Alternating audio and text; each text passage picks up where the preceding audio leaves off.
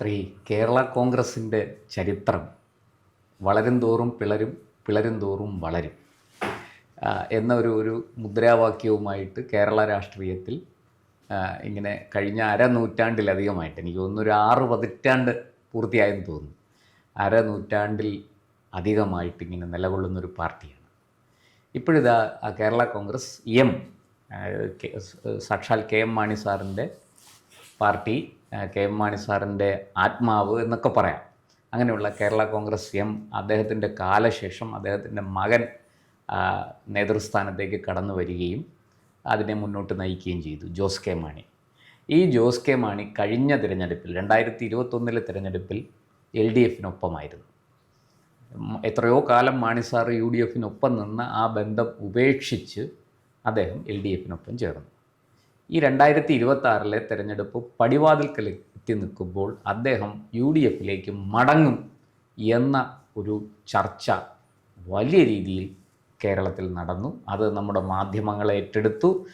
പോയി LDFിൻ്റെ പടി ഇറങ്ങി UDFിൻ്റെ പടി കയറി എന്ന് വരെ മാധ്യമങ്ങൾ പറഞ്ഞു. പക്ഷേ അദ്ദേഹം വളരെ പെട്ടെന്ന് ആ ഒരു ചർച്ച ഈ കാറ്റ് ഊരിവിട്ട ബലൂൺ പോലെ ആക്കി കളഞ്ഞു. LDFിൽ തന്നെ ഉറച്ചു നിൽക്കും, പോകില്ല എന്ന് അദ്ദേഹം അസന്നിഗ്ധമായിട്ട് പ്രഖ്യാപിച്ചു. അദ്ദേഹത്തിന് പോകാൻ നല്ല താല്പര്യമുണ്ടായിരുന്നു എന്ന് എല്ലാവർക്കും അറിയാം, അദ്ദേഹത്തിനും അറിയാം. എന്തായിരുന്നു സാർ ഈ ജോസ് കെ മാണി UDFിലേക്ക് പോകാനുള്ള തീരുമാനത്തിൽ നിന്ന് പിന്തിരിയാനുള്ള കാരണം എന്താണ്? അത് പിന്തിരിയാനുള്ള കാരണം, നമ്മൾ എന്തെല്ലാം കുറ്റം പറഞ്ഞാലും പിണറായി വിജയൻ കേരളം കണ്ടുള്ള ഏറ്റവും തന്ത്രശാലിയായ മുഖ്യമന്ത്രിയാണ്.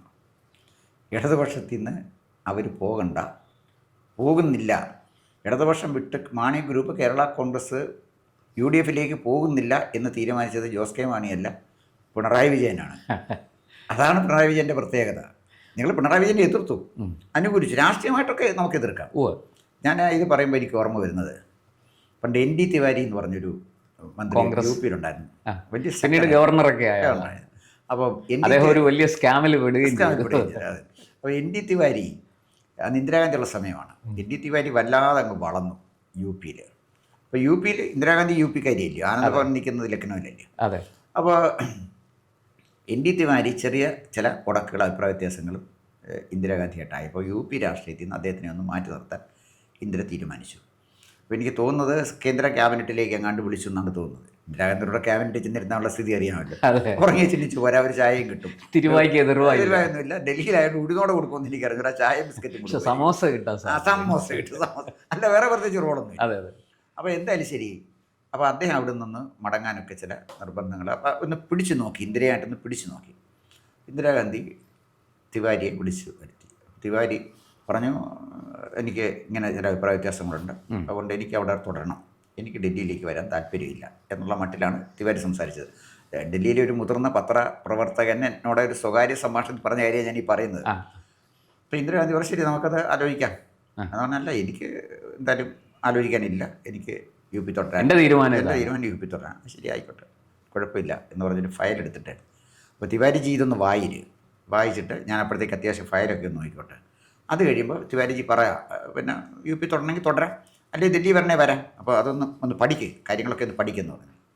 തിവാരി 2 പേജ് വായിച്ചു കഴിഞ്ഞപ്പോൾ തന്നെ മോഹാലസ്യം വരുന്ന മട്ടിലായി, നന്നായിട്ട് വേർത്തു, അസ്വസ്ഥനായി. ഇന്ദിരാഗാന്ധി അതൊന്നും അറിയുന്നില്ല, അവർ ഫയൽ നോക്കിക്കൊണ്ടിരിക്കുക. ഇതെല്ലാം കഴിഞ്ഞ് തിവാരിജി എന്ത് തീരുമാനിച്ചു? അപ്പോൾ വിക്കി ND തിവാരി പറഞ്ഞു, ഞാൻ മാഡത്തിനോട് വന്ന് ജോലി ചെയ്തോളാം, ഡൽഹിയിലോട്ട് പോരാം, എനിക്ക് ഡൽഹി ഭയങ്കര ഇഷ്ടമാണെന്ന് പറഞ്ഞു. ഞാൻ പറഞ്ഞതിനകത്ത് എല്ലാം ഉണ്ടല്ലോ. അപ്പോൾ എന്ന് പറഞ്ഞാൽ പിണറായി വിജയൻ്റെ ഗവൺമെൻറ്റിനെ വിട്ട് പോകണ്ട എന്ന് പിണറായി വിജയൻ തീരുമാനിച്ചാൽ പോവില്ല. ജോസ് കെ മാണി അനുസരിച്ചേ പറ്റൂ. കാനം രാജേന്ദ്രൻ എന്താ CPIയിൽ ഒരു കാലഘട്ടത്തിലെ ഫയർ ബ്രാൻഡ് അല്ലായിരുന്നു? കാനം രാജേന്ദ്രൻ നിശബ്ദനായില്ലേ? എപ്പോൾ ഇവിടെ നിശബ്ദനായി? അത് ഞാൻ പറഞ്ഞത്, ഭരണമെന്ന് പറയുന്നത് ചാണക്യതന്ത്രമാണ്. ചാണക്യതന്ത്രം പ്രയോഗിക്കേണ്ടിടത്ത് ചാണക്യതന്ത്രം പ്രയോഗിക്കണം. അതുകൊണ്ട് ജോസ് കെ മാണിക്കും റോഷി അഗസ്റ്റിനും ഒന്നും LDF വിട്ട് UDFിലേക്ക് പോകാൻ കഴിയില്ല, നാളെ ആയാലും കഴിയില്ല. അതാണ് എൻ്റെ ഉത്തരം. പോയാൽ വിവരം അറിയും. പിന്നെ പോകണമെന്ന് ആലോചിച്ചു, ഇനി പോയി എന്ന് വിചാരിച്ചു. UDFിലേക്ക് ജോസ് കെ മാണി ചെന്നാൽ UDFുകാർ എന്തിനാ ജോസ് കെ മാണിക്ക് ഇത്ര പ്രാധാന്യം കൊടുക്കുന്നത്? ജോസ് കെ മാണി UDFിൽ വന്നതുകൊണ്ട് UDFിന് വോട്ട് കൂടുമോ? ആലോചിച്ച് നോക്കൂ. ഇല്ല, ഓരോട്ടും കൂടാൻ പോകുന്നില്ല. ജോസ് കെ മാണി ഇങ്ങോട്ട് വന്നു എന്നുള്ളതുകൊണ്ട് ഓരോട്ടും. ജോസ് കെ മാണി അങ്ങോട്ട് ചെന്നാൽ വോട്ട് കൂടുമായിരുന്നു ആ പാർട്ടിയെ കെ മണി സാർ നയിച്ചിരുന്നുവെങ്കിൽ. അതാണ് കാരണം. കെ മണി സാറിൻ്റെ മരണത്തോടെ ക്രൈസ്തവ സമൂഹം രാഷ്ട്രീയമായിട്ട് അനാഥരായി. 2 മരണങ്ങൾ അടുപ്പിച്ചടുപ്പിച്ച് നടന്നു. ഒന്ന് ഉമ്മൻചാണ്ടി, മറ്റൊന്ന് മാണിസാർ. ഉമ്മൻചാണ്ടിയും മാണിസാറും ഒരിക്കലും കമ്മ്യൂണലല്ല.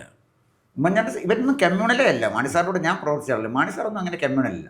അവർ തനി രാഷ്ട്രീയക്കാരാണ്. ഏറ്റവും വലിയ രസം, ഒരു തെരഞ്ഞെടുപ്പിൽ മാണിസാർ പാലായിൽ നിൽക്കുമ്പോൾ ബിഷപ്പ് വയലിൽ പിതാവാണെന്നാണ് തോന്നുന്നത്. അദ്ദേഹം പാലാ രൂപതയുടെ അദ്ദേഹം പറഞ്ഞു ഇപ്രാവശ്യം ഞാൻ സഭ മാണിക്കൊപ്പം ഇല്ല. അദ്ദേഹം അല്ലല്ലോ, അദ്ദേഹം സഭയല്ലേ, സഭ മാണിക്കൊപ്പം ഇല്ല എന്ന് പറഞ്ഞു. മാണിസാർ പറഞ്ഞു പിതാവേ ഞാൻ വന്നത്, ഇത് മാണിസാർ എന്നോട് പറഞ്ഞ കാര്യം, എന്നോടൊന്നല്ല, മാണിസാറിൻ്റെ ബയോഗ്രഫി എഴുതാൻ നമ്മുടെ ഇന്ത്യൻ എക്സ്പ്രസ്സിലെ കുട്ടി സാറ് അദ്ദേഹം എഴുതാൻ തീരുമാനിച്ചതിൻ്റെ പിന്നിലുള്ള പ്രേരശക്തി ഞാനായിരുന്നു. അദ്ദേഹത്തിന് പ്രേരിപ്പിച്ച ഞാനാണ്. അപ്പം ഞങ്ങൾ കണ്ടുകൊണ്ടിരിക്കുമ്പം ഈ ഇത്തരം സ്വകാര്യ നിമിഷങ്ങളിൽ മാണിസാറ് വളരെ സരസനാവും. ഒരു ഔപചാരിക മാണിസാർ അദ്ദേഹത്തിന് നിറഞ്ഞൊരു മനുഷ്യനാണ്. അദ്ദേഹത്തിന് ഈ മന്ത്രി ജാട അങ്ങനെയൊന്നും ഉള്ള ഒരാളല്ല. ഇല്ല. അപ്പോൾ പറഞ്ഞപ്പോൾ ആ തെരഞ്ഞെടുപ്പിൽ അദ്ദേഹത്തെ കണ്ടപ്പോൾ അദ്ദേഹം അരമനയ്ക്ക് അകത്തോട്ട് കയറാതെ അവിടെ പിയാത്ത എന്ന് പറയുമല്ലോ, അതിൻ്റെ മുന്നിൽ നിന്ന് സംസാരിച്ചു എന്നാണ് മാണിസാർ പറഞ്ഞത്. എന്ന് പറഞ്ഞാൽ അങ്ങോട്ട് വേണ്ട, ഇവിടെ നിന്നാൽ മതി എന്നുള്ളതാണ്. അപ്പോൾ മാണിസാർ പറഞ്ഞു ഓക്കെ. അല്ല, ഞാൻ വന്നത് പിതാവിൻ്റെ ഒരു പൊളിറ്റിക്കൽ സപ്പോർട്ട് തേടിയല്ല വന്നത്. പിതാവ് ഞങ്ങളുടെ സഭയുടെ പിതാവല്ലേ, അങ്ങയുടെ അനുഗ്രഹം തേടിയാണ് വന്നത്. പിതാവിൻ്റെ അനുഗ്രഹം തേടി വരുന്നതിന് എന്ത് രാഷ്ട്രീയം? അങ്ങയുടെ അനുഗ്രഹം മതി, വേറെ ഒന്നും സാരമില്ല എന്ന് പറഞ്ഞു. എന്ന് പറയാൻ അർത്ഥം പിതാവ് എന്തോ വിചാരിച്ചാലും പ്രത്യേകിച്ച് എനിക്കൊന്നും സംഭവിക്കാനില്ല, ജയിക്കാൻ എനിക്കറിയാം, പിതാവ് ചെയ്യാമെന്നങ്ങ് ചെയ്തു എന്നാണ് നമ്മുടെ പച്ച മലയാളത്തിൽ പറഞ്ഞത്. പിതാവ് കുറച്ച് ചെയ്തു നോക്കി, മാണി സാർ ജയിക്കില്ല. അതാണ് കെ മണി സാർ. എനിക്ക് തോന്നുന്നു സാർ അന്ന് എന്തോ ഒരു 342 വോട്ടിനോ മറ്റോ ജയിച്ചു, ചെറിയൊരു ജയിച്ചു. അതായത് പാലാ ബിഷപ്പിൻ്റെ ഇംഗിതത്തിന് വിരുദ്ധമായി നിന്ന് പാലായിൽ ജയിച്ച് സ്വന്തം ജനപിന്തുണ തെളിയിച്ച ആളാണ് കെ മണി സാർ. കെ മണി സാറിൻ്റെ തൊട്ട് പോയെന്ന് പറഞ്ഞാൽ അർത്ഥമുണ്ട്. പാലാ ബിഷപ്പ് അവിടെ പരമനെ കയറാനൊക്കാതെ റോഡിലൊക്കെ കറങ്ങിയൊരു സമയം ഉണ്ടായിരുന്നു. ഈ ഡ്രഗ് ജിഹാദിനെ കുറിച്ച് അദ്ദേഹം പറഞ്ഞല്ലോ. അവിടെ ചെന്നാൽ SDPക്കാർ വളഞ്ഞില്ലേ.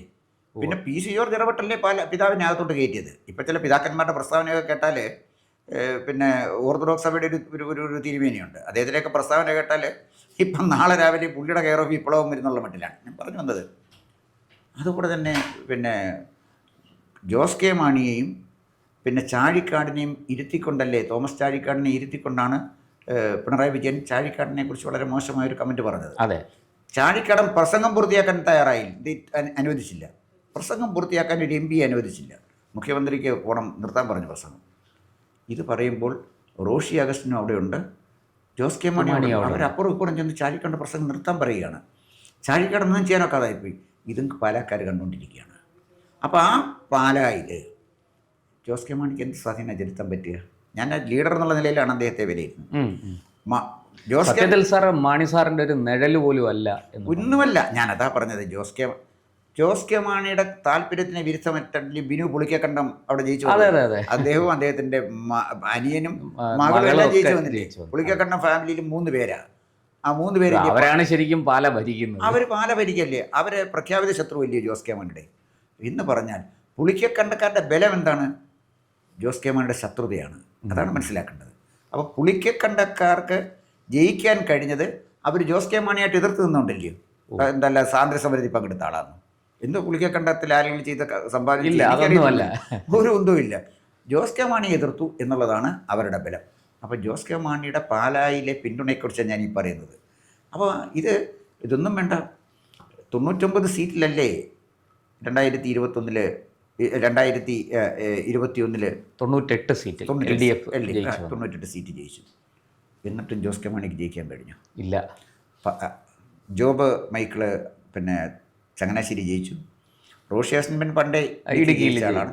ഏറ്റവും പ്രധാനപ്പെട്ട കാര്യം റാന്നിയിലെ പ്രമോദ് നാരായണൻ. അത് ഇടതുപക്ഷത്തിന്റെ വലതുപക്ഷത്തിന്റെ കയ്യിൽ നിന്ന് രാജു അബ്രഹാം ഒക്കെ ആയിരുന്നെങ്കിലും ഒരു നാനായക്കാരനല്ലാത്ത ഒരാൾ വന്നത് പിടിച്ചെടുക്കുകയാണ്. പിന്നെ വേറെ ഒരാളുണ്ടല്ലോ, ജയരാജ് പാരമ്പര്യമുള്ള ആളാണ്. പിന്നെ ഒരു പാരമ്പര്യം ഇല്ലാത്ത ഒരാളെ പൂഞ്ഞാറിയും ജയിച്ചു വന്നില്ലേ. ആ മറ്റേ സെബാസ്റ്റ്യൻ കുളത്തിങ്കൽ ആ എന്തോ ഒരാൾ, അവരുടെ പേര് പോലും അല്ല ഓർമ്മയില്ല. കൃത്യമായ പേര് നമുക്ക് ഇതൊന്നും ഓർത്ത് വെക്കേണ്ട കാര്യമില്ല.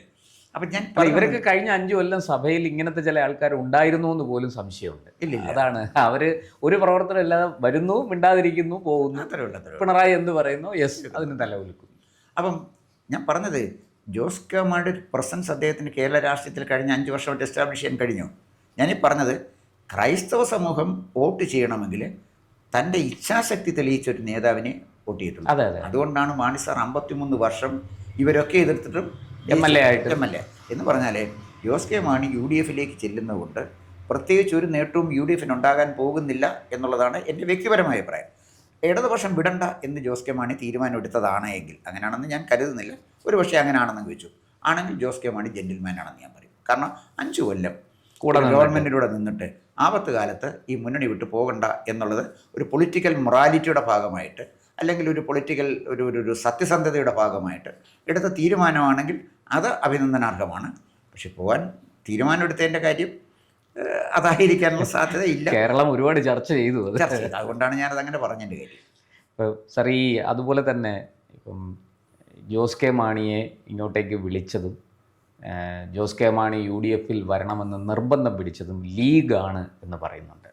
മാത്രമല്ല മുസ്ലിം ലീഗിൻ്റെ സമുന്നതനായ നേതാവ് PK കുഞ്ഞാലിക്കുട്ടി ഇദ്ദേഹത്തിന് വേണ്ടി തിരുവമ്പാടി സീറ്റ് വിട്ടുകൊടുക്കാം എന്ന് പോലും പറഞ്ഞതായിട്ടാണ് കഥകൾ പുറത്തു വരുന്നത്. എന്നാൽ ഇപ്പോൾ അതൊക്കെ അവർ കൈയൊഴിയുകയാണ്, നിഷേധിക്കുകയാണ്. അങ്ങനെയൊന്നുമില്ല, പക്ഷെ വരുന്നെങ്കിൽ വരട്ടെ, ചർച്ചയൊക്കെ നടന്നു, അത് പിന്നെ വരുന്നു എന്നൊക്കെ പറഞ്ഞപ്പോൾ ഞങ്ങൾ സ്വാഭാവികമായിട്ടും ഇതൊക്കെ ഞങ്ങൾ ചർച്ച ചെയ്തു എന്നാണ്.